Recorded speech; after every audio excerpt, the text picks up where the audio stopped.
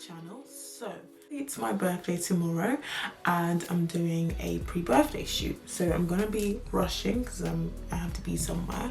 But yeah, sit back, relax, and yeah, I'm gonna be trying the Huda Beauty Faux Filter Luminous Matte Foundation.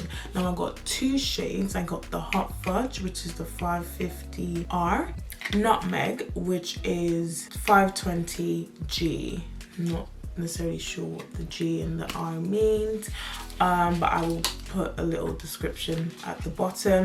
So the 550 is, I guess, more red. I might need to mix the both of them just because, but yeah, I'm trying these two out today.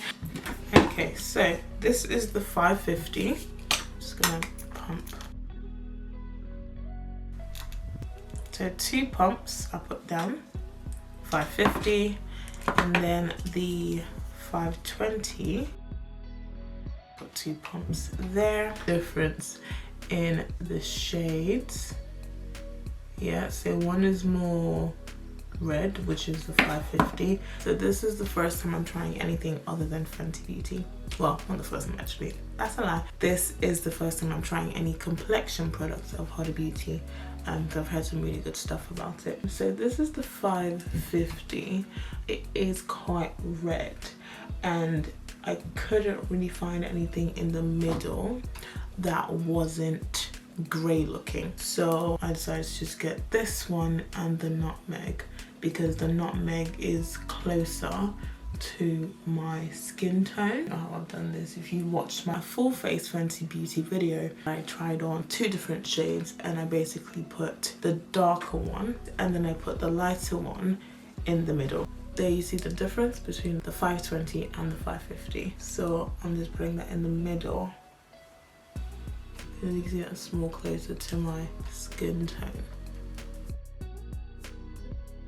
So I wanted to get this foundation because I heard it's long wearing, and I came across a video on Instagram that did a swatch of most of the top foundations that we have right now. I think Fenty Beauty was there, I believe NARS, Colourpop, and quite a number of them, and the Huda Beauty one apparently lasted longer. I really, okay, I don't even think I needed to get the 550. Okay. It's definitely a full filter because my skin looks so good right now. I use my Milk makeup. I love this primer. It's the grip primer. It really does. The Hydro Grip Primer is such a good primer. It really does grip the foundation to your skin. Any product you put on, it really grips it. So it's true to what it says. It's very true. It's a Hydro Grip. Yeah, so this seems to have blended up really well. I remember I don't really put any foundation on my forehead just because I sweat a lot there. There's no point in putting it there. Why am I doing that to myself?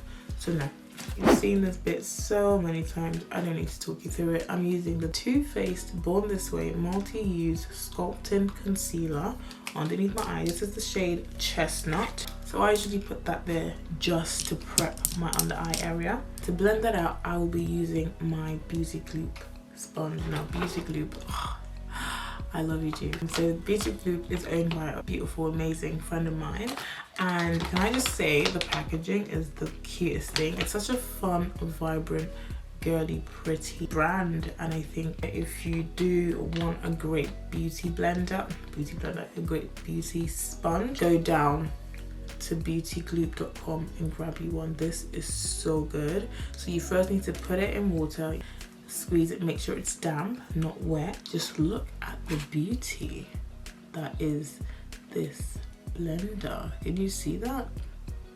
It's so cute. As you've noticed, I haven't really used a beauty sponge in such a long time because my brushes just did the job for me. Some days I can't be asked to use a brush, and other days I like to use a beauty sponge, and just look at how that blends. Can you see that? So effortless. Awesome. So now I'm going to use that same foundation brush just to blend out the edges of the concealer because I don't want no harsh lines nowhere. Instant Retouch Concealer, another favorite of mine. Fenty Beauty is my judge, does wonders. And this is in the shade 390.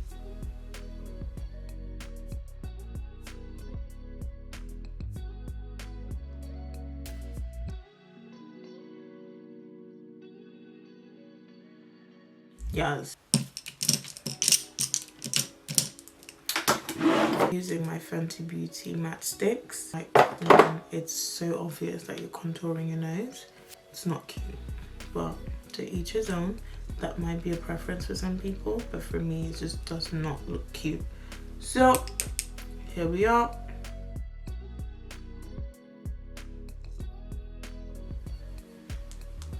Just go over that right here.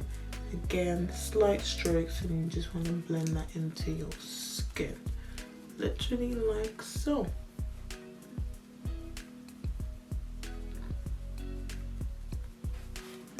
I'm gonna use my foundation brush and just blend that up. That area, same thing for here. Beauty sponge, but a different side that you haven't used, which is there. And just go over. So you're blending that concealer area again.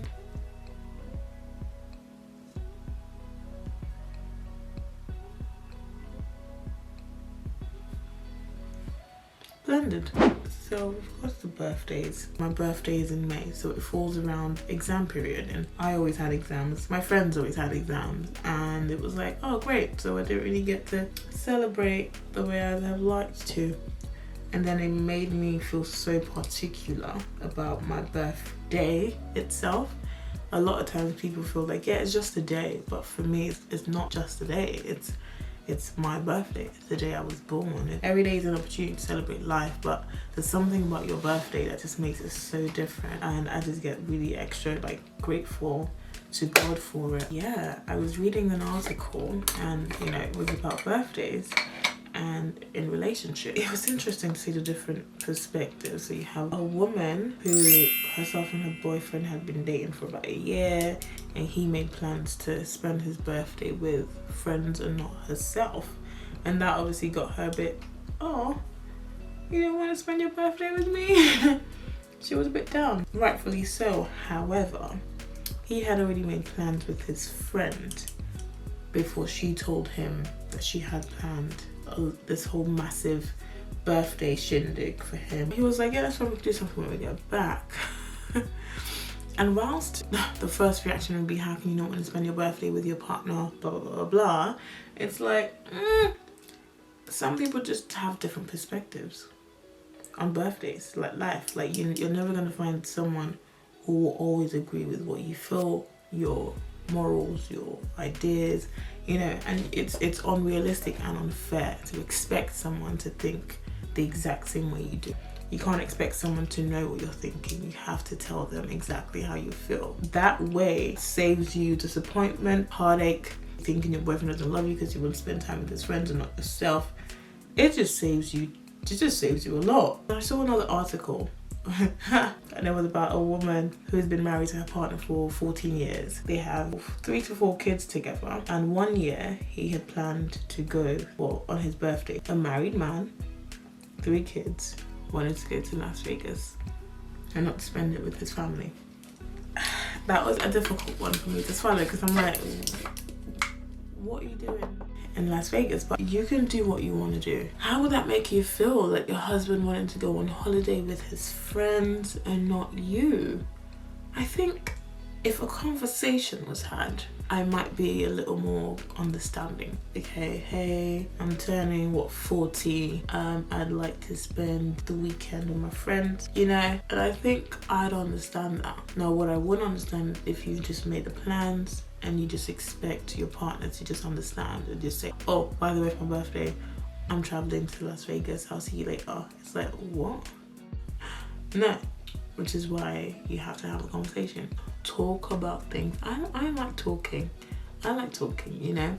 And sometimes you might not know how to say exactly how you feel. You might not know why you feel that way. It's important to process. Okay, take your time to really analyze the situation. Is it worth me getting upset? Because most of the time, it's probably not worth it. You know, you can solve so many things with a conversation. Hey, this is how I feel. And if that person tries to make you feel like you have no right to feel the way you feel, now that's a problem. Not a problem. Because you have every right to feel the way you feel. However, that doesn't mean you have to impose your opinion on anybody else. This is why we need to reach a compromise. There was a really refreshing comment. There was a lady who just wanted to spend, she was also married, she just wanted to be by herself for her birthday. And she said to her partner, hey, I just want to chill. I don't actually want to do anything. I want to go to the beach by myself and just reflect. And the beautiful thing is they reached an understanding. He was okay with it. She, from that morning, she went to the beach. She was hanging out by herself, doing what she needed to do, and then went back home evening time, and they had dinner together, and they called it a day. You know, like, and I think that's so sweet, because sometimes you just have to allow people have their own individuality within a relationship. Sometimes you can just let each other have a nice breathing space to allow them be who they are, and come back at the end of the day and give them a hug or whatever. Why did I say this? I said this because I was having a conversation with a friend, and you know, she happens to be the one who couldn't care less. I'm like, wait, what? How dare you?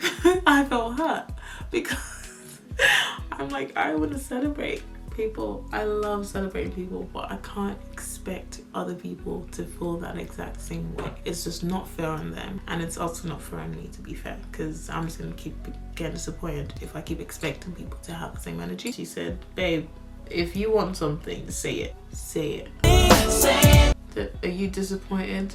Say you're disappointed. Are you offended this person doesn't feel the same way? Say you're disappointed this doesn't feel the same way. But don't keep it in or hold it against someone. So I think that was great advice. And it's funny because it sounded like exactly what I would say to her, or what I have said to her. We're all entitled to feel however we feel. The problem is not how you feel. The problem is if you're not willing to see it from another person's perspective. That's the problem. It becomes an issue when you just, it has to be your way or no way. Life isn't that deep, okay? Like, it should not be that difficult. So yeah, that's my little nugget for birthdays and different perspectives and resolving issues with a conversation. Feel these.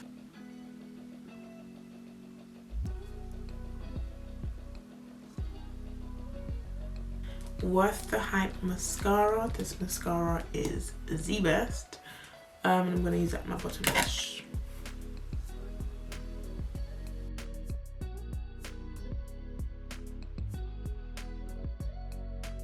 So someone asked what lash glue I use. I use the Duo Lash Glue, and this is the brush on adhesive. This is the dark one because I like how it dries. It looks a bit blue. It dries on quite quickly and it works for me, and it's latex free, which is great. Now, to bring it all together, I'm gonna finish off with my highlighter. My favorite highlighter. You already know, Fenty Beauty. This is the Cognac Candy Diamond Bomb. Can you see that glow? So I'm going to be using the Dose of Colors liquid lipstick. This is in Chocolate Wasted.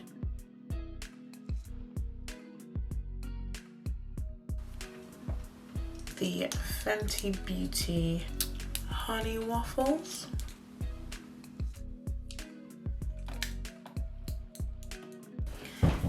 And then I'm going to use the NYX Butter Gloss in Madeleine.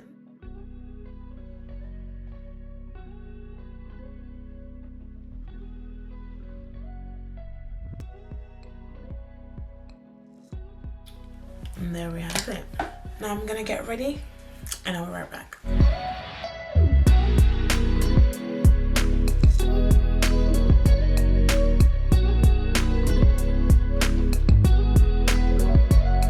Here we have the final look. This foundation is sitting, is giving everything that it needs to give, and I think I like it. So yeah, thank you guys for watching my video. Remember to like, subscribe, and of course leave a comment. I will see you guys in my next video.